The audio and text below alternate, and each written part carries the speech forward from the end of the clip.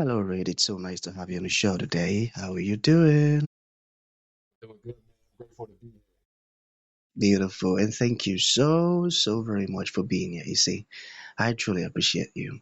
And you see, my man, oftentimes I love to thank my guest for two things. And I do this so often to the point where it has become my anthem. So, firstly, Reid, I want to say thank you so very much for investing in yourself. You see, you are on this platform right now because you did invest it in yourself. And oftentimes, my man, I love to make reference to the amazing mango tree. You see, some couple of months back, Reid, I was on a particular road, and just by the roadside, there was this very tall, unattractive mango tree. And I use the word unattractive because the mango tree's got no mangoes on it, and the leaves are all dry. So I just walked past it and I went my way. But you see, my man, just recently, I was on that same road. And this time around, a lot's changed about the mango tree, you see. The mango tree caught my attention pretty good from a distance. And immediately, I got the urge to move so close to it, of which I did. And it wowed me. Because now the mango tree's got a lot of mangoes on it. Beautiful green leaves and healthy branches. And not just mangoes now, Reid. I'm talking about ripe mangoes. It was such a lovely experience that day, and I was so excited. Here is my point. The fact that you dedicated your time, energy, and resources to becoming the amazing read that you are today, that alone has made it impossible for me to skip you. And that's why you got the request from me to be on the show because I was attracted to the fruit of all that you're doing. Your philosophies, your insights, your journey, the impact your work is having, and how you are offering your solutions. These stuffs I found very beautiful. So I've got to say, thank you so very much for doing that to yourself. And secondly, thank you for saying yes to the invite. Because if you had said nope, there was nothing Elisha could do about it. Thanks so much, my man. Appreciate the opportunity. It's wonderful. I like that message, man. Talking Man, thank you, man. really, it's like just nature. You know? Exactly. And thank you too. So let's get started. You see, I am quite excited to have you on the show today for some reasons. Firstly, my interest in knowledge seeking. Right? I believe in order for one to transition from a terrible situation to that of a beautiful one, right? I believe it takes the application of knowledge, quality information, and not just knowledge now, but the application of it. And you see, my man, ever since I discovered that light in the Hebrew means knowledge and darkness ignorance, I've been so keen to knowledge seeking. Why? Because I do not want to remain in the dark. So that's going to make our conversation today very important to me and even to the listeners. And the second reason why I'm excited to have the incredible Reid on the show is for the sake of the audience. You see, my man, we live in an age where information is as abundant as grains of sand. We've got lots of information flying out there. So those folks trust me for quality, eye-opening, and very important information, of which I am totally convinced, Red, that our conversations can be insightful and impactful. So for that reason, my man, let's get started with your introduction. Talk to us about your personal or your professional journey, because right now we are so curious. We want to know how Reid got here. Then afterwards, I've gotten some beautiful questions for you. Okay, Reid, my man, over to you. Cool. Let's start it off, man. So it's been a long journey, man. It's had a lot of different turns and a lot of different directions, setbacks, obstacles, challenges, all that, man. So I'll start it off with childhood. I grew up in a small town. I'm here in Kentucky, United States. The standards of living are set pretty low. The expectations are low, so you can get away with doing the bare minimum, right? Nobody's gonna look down on you. There's not a very high standard at all. So I grew up in this environment. My dad's an alcoholic. My dad's an addict. And what comes with that lifestyle is a lot of chaos, a lot of reckless behavior, and not very much structure or direction. So I grew up, without the father figure, without that direction, without that structure. So that came with a lot of problems of its own. So where this led me to was United States Marine Corps because I wanted that direction. I wanted that structure. I wanted to become a man.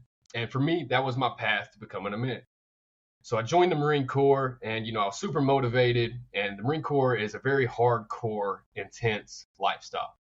So, I did pretty good for the first 2 years. And then I started getting around the wrong people, wrong environment, wrong situations. And, I was partying heavy, I was drinking heavy. And this led to just a lot of self destruction, destructive habits. Uh, when you're drinking a lot and you're not satisfied internally, you don't feel fulfilled.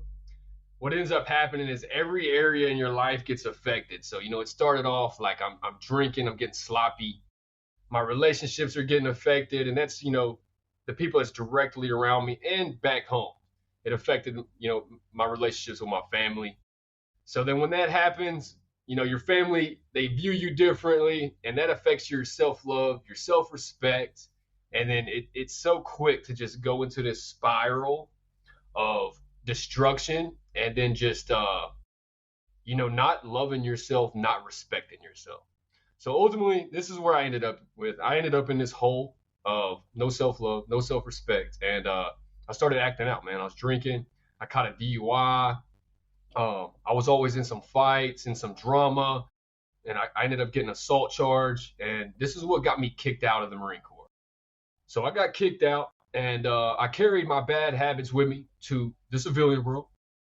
So I was out in the civilian world, man. I was still fighting, still drinking. I got in a group fight, man, and got beat up pretty bad. Was lucky to be alive. I had to go to the hospital, have surgery. I got a girl pregnant, whole lot of stuff, right? So I got a girl pregnant. Shortly after that, I got a DUI. So we're talking, I just got kicked out of the military, just got a girl pregnant, just got a DUI. And in the same time frame, my father kills himself. So while my baby's mother is pregnant, my dad commits suicide. So Sorry I'm there. just beat. I'm just beat from every angle, man. Like self-inflicted stuff. I inflicted a lot of the pain. And then outside of that, there was uncontrollable factors too, man. So it was just like a whole lot all at once. And I ended up having to move back with my mom, man. I moved back into the woods, very isolated, man, into the country. There's not neighbors. It's an old gravel road. So I'm stuck here at my mom's house. She didn't even want me to move in with her because she knew how reckless and just chaotic I was and all the stuff I was going through. She was like, I really don't need this. And I had to convince her. I had to convince my own mother, like, hey, like I'm going through some shit. Like I went through a lot. I'm trying to get right. I need help. So she ended up bearing with me and accepting me into the home. Man, I remember one night I got super drunk, and this is what started my evolution, my revolution in life. I got super drunk, and there I was once again, man. I was sitting on the couch. I just felt like a failure. I felt stupid. I felt sloppy, and I said to myself, I'm like, man, here I am drunk. Nothing's changed. I'm still in the same position. I'm at the bottom. I'm at rock bottom. It's time to take accountability and turn this shit around. So what I did, man, the next day, man, I ordered me some books. I went to the store. I got me a journal. Started writing everything. I wrote everything, all my strengths, all my weaknesses, all my failures, all my assets. Like I took complete inventory of everything. And, I sat there for like 2 or 3 hours writing all this down and just in deep thought. And at the end of all my writing, I came to the conclusion that, I would make a good coach, a life coach, fitness coach, because I was good at fitness. And all the stuff I'd been through, it's like I was the perfect fit. My dad dealing with the mental health and the drinking and the drugging and all that. And then I had my own little spell of that too. So it's like, man, I'm a really good fit to help people with this because I fully understand firsthand and secondhand through my father. So ever since then, man, I just aligned myself with a path of personal development, constructive habits, situations to avoid, environments to avoid, just to stay aligned with the purpose as a man. So this journey's came with a lot of obstacles, and it's came with a lot of its own pain. So I've realized that either way in life, like you're going to feel some pain. You're not going to be happy every single day. You're going to have problems, but I would much rather deal with this type of pain. And it comes with results. It comes with feeling fulfilled, respecting and loving myself. And this is the same process that I teach other people. Wow, Reid. This is a very, very important story. And I'm really glad that you're not keeping your story to yourself, that you're sharing it. Because this is so, so inspiring. And one thing I can pick out of it is when you are genuinely unsatisfied with your situation, transformations become inevitable. You said you were drunk and you realize that you're still the same, nothing has changed. And that the next day you ordered some books, and so the journey began. Wow. Because I believe, my man, I believe there are some people who are stuck in what you came out of. And by just listening to your story, their spirit would be ignited and they would want this change. So that's why I mentioned I truly appreciate the fact that you're sharing your story. Everything was happening to you all at the same time. And sorry about your dads. I tell you, not many people overcomes that, my man. Not many people. So the fact that you did and now you discovered that, okay, all that I've gone through, I want to use it to help others. That's a beautiful one.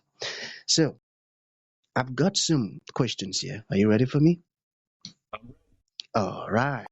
So let's go back to when you were a child, okay? So what was the hardest thing you had to overcome as a child? Man, I would say watching my dad choose the substances over me because although my dad was an addict and an alcoholic, he still was present, right? So it's different from a lot of people's story where it's like the father wasn't there.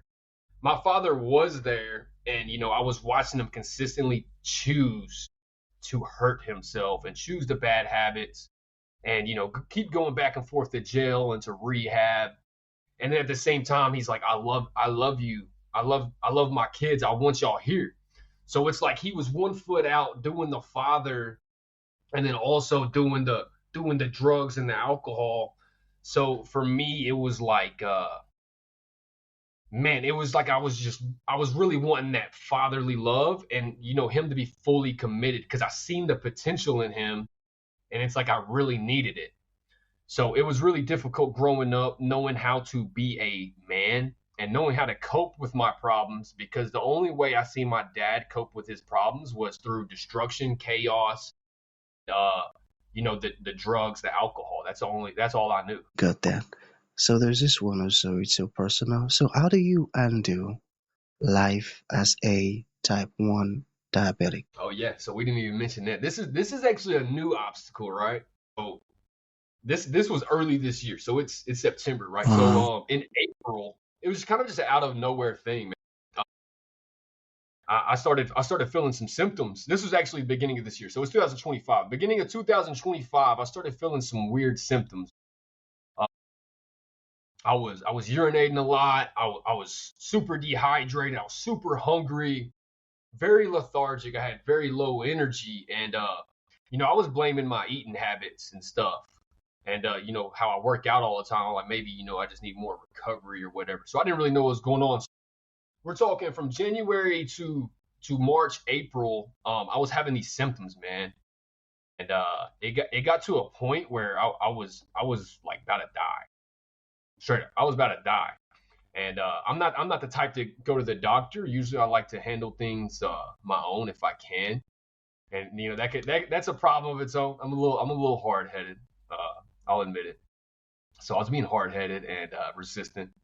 So I ended up going to the doctor, just a casual checkup, and they did a blood sugar test, and they told me they's like, oh, like holy, like how are you even operating? They said I should be in a coma. The level of my blood sugar was at. So they just told me, hey, you got to go to the ER right now. And I went to the ER, and I ended up being in the ICU for 3 days with diabetic ketoacidosis. So diabetic ketoacidosis is a problem that occurs with diabetics that don't take their insulin, or like in my situation, somebody that didn't know they was diabetic, and their body stopped producing it and they wasn't injecting it. So now, I'm on insulin therapy after I was in the ICU, and they got all my hormones and my electrolyte levels balanced. Now I'm just on insulin therapy, and I just inject insulin to keep my blood sugar balanced. Wow, So yeah, it's a amazing. journey of its own, man, because I tell you, I tell you, health problems, man. I tell you, I tell you. And you're just so strong. And I believe this would also pass, man, you know. So definitely pass. Awesome. So how do you help people now? What do you do for those ones who like to, know what Reid is doing now? How do you coach people? Because you mentioned coaching earlier. So how do you do it? Yeah, man. So I'm most passionate about like veterans, people in the military, because I feel like that's where I really struggled the most, and that's really what led me down that spiral, that downward spiral of self destruction. So the way I help people, man, is first off, I open people's eyes to their purpose and their mission in life, because I felt like when the point I was at when I was in the military, I wasn't really understanding my purpose and my mission. I kind of joined the military as a band-aid, in a sense, like a distraction, man. I really didn't know what I was doing. I didn't know my purpose in life. I was trying to find it outwards rather than finding it within. So first off, I get people on their purpose, man, because I feel like there's power in your purpose. When you know your purpose, everything else is kind of a distraction, man. So I was like, when I was in the military, I didn't know my purpose, and I was distracting myself with women, with violence, with drinking, with drugging and other sorts of chaos. And that's the same problems my dad was struggling with.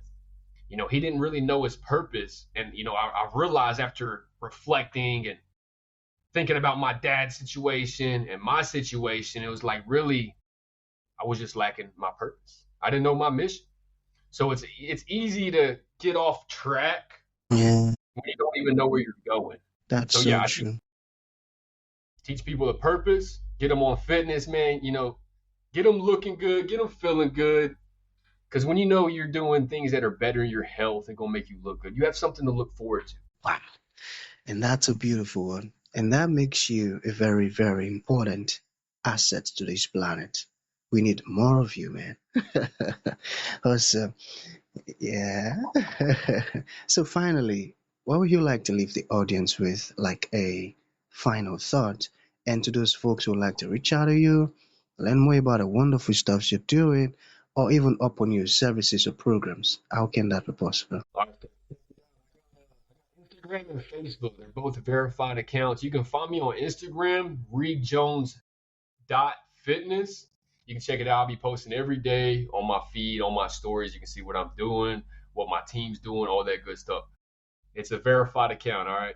So Facebook, same thing. It's just Reid Jones. It's the verified account. It's got the blue check mark. I post the same stuff, my life, what I'm doing every day on my story, what my team's doing. So you can follow along and see what we're doing over here, man. So, my man, so any final thought to round up with? Man, I just hope everybody is finding their purpose, loving their people, feeling fulfilled in life. That's what it's all about, man. That process. Beautiful. Purpose, fulfillment, and loving people. I got that. So that's gonna be the end of the show, my man. Thank you for coming and thank you for sharing this wonderful stuff with us. It means a whole lot, man. Thank you. Appreciate you this opportunity. That was a beautiful